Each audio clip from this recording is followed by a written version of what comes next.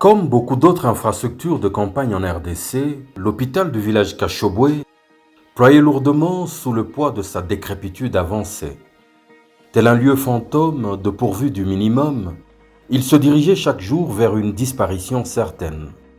La table que voici était le seul lit d'accouchement qu'on y trouvait, et facilement, le taux tristement élevé de décès pendant l'accouchement se justifiait. Au minimum, 13 jeunes mères y laissaient la vie tous les mois. Le président Moïse Katumbi entreprit de changer la fortune de cet hôpital en rénovant, équipant tous ses compartiments essentiels et en y construisant un bloc opératoire moderne. Cet élan sera stoppé net lorsqu'il est contraint à l'exil. Dès son retour, il se charge de poursuivre sa mission en faisant le triste constat de l'impressionnant recul pris par les installations. Il redonne rapidement une deuxième vie à la salle d'opération, comme nous le fait constater le docteur Kissela. Avec cet appareil, on fait les greffes de peau. Très intéressant et qui coûte assez cher. L'actualité étant dominée par les ravages que le Covid-19 fait au pays et à travers le monde, en extension à la salle d'opération, il entreprend de faire construire une salle de réanimation moderne.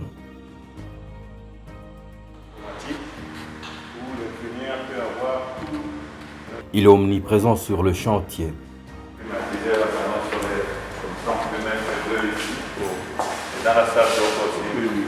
Très vite, des équipements haut de gamme arrivent et sont installés.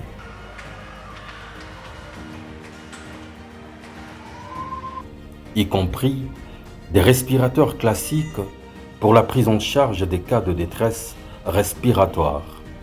Il décide de rendre cette salle de réanimation gratuite en prenant la charge financière de toute intervention qui s'y déroulera. Elle devrait servir les cités de Kilwa, Kasenga et bien d'autres.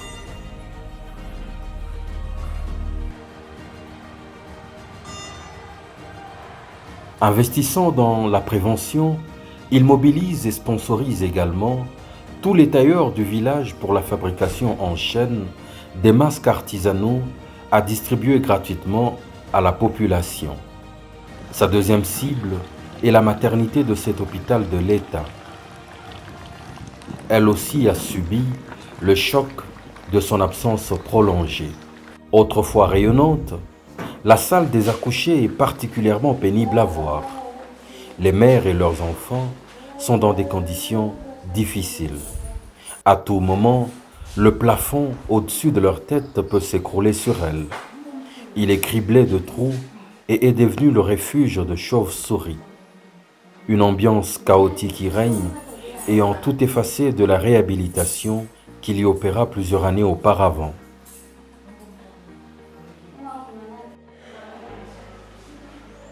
Il transfère les accouchés dans un autre compartiment de l'hôpital et démarre la réhabilitation des installations. Un grand chantier s'ouvre. L'entrée de la maternité et tout son plafond sont les premiers visés.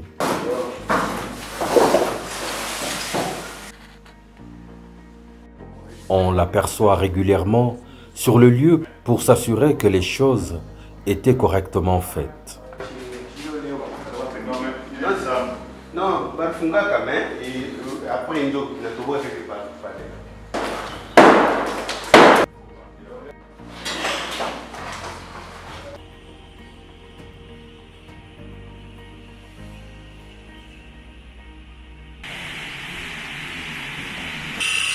Après quelques jours, le décor est totalement changé.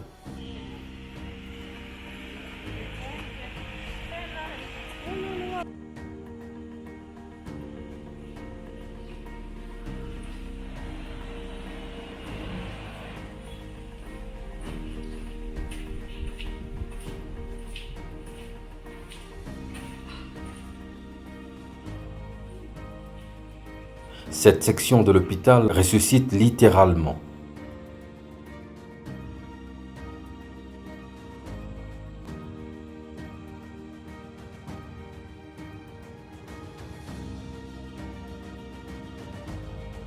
On y plante même de la pelouse et quelques fleurs.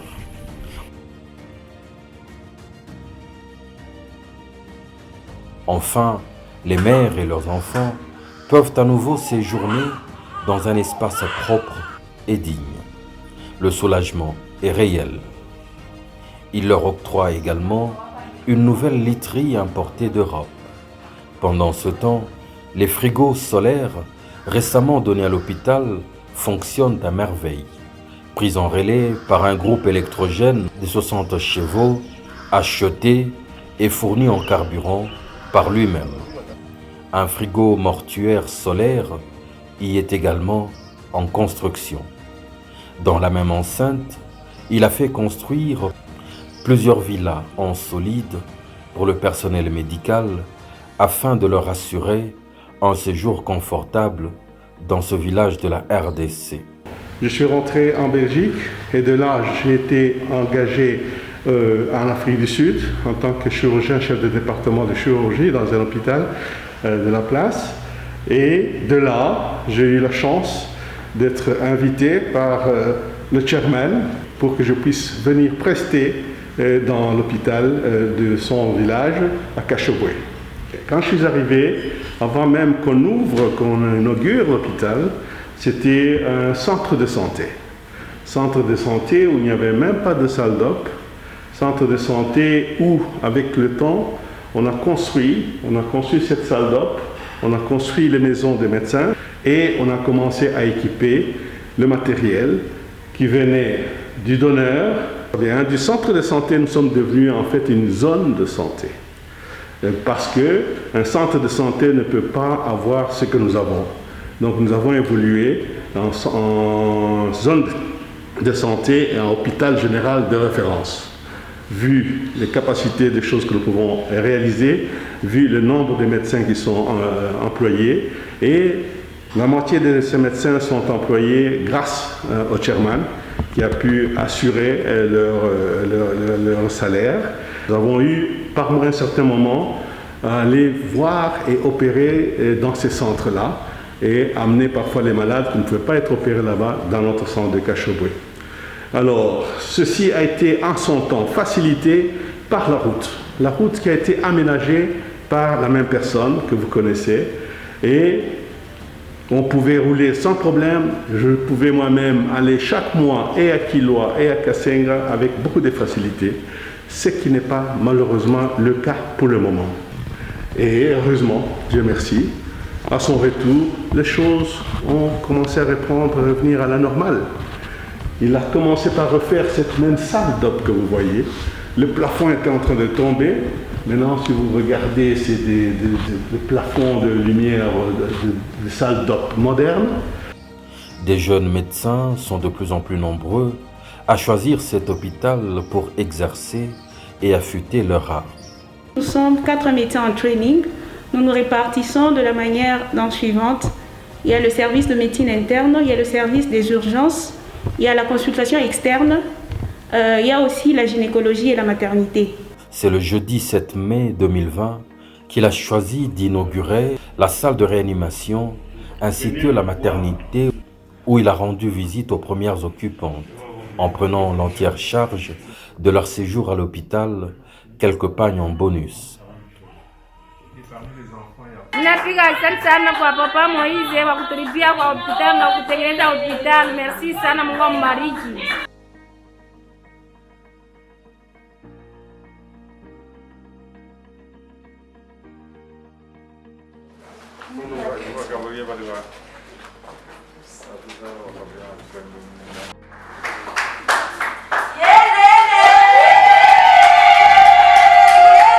Dans sa ronde, il lui est présenté une jeune enfant amputée dont la famille n'avait aucun moyen de s'acquitter des frais. Il profite de cette visite pour s'assurer que le parc solaire qu'il a offert à la paroisse du village était correctement installé. Il a pris l'option de l'énergie solaire pour délivrer de l'obscurité son village natal.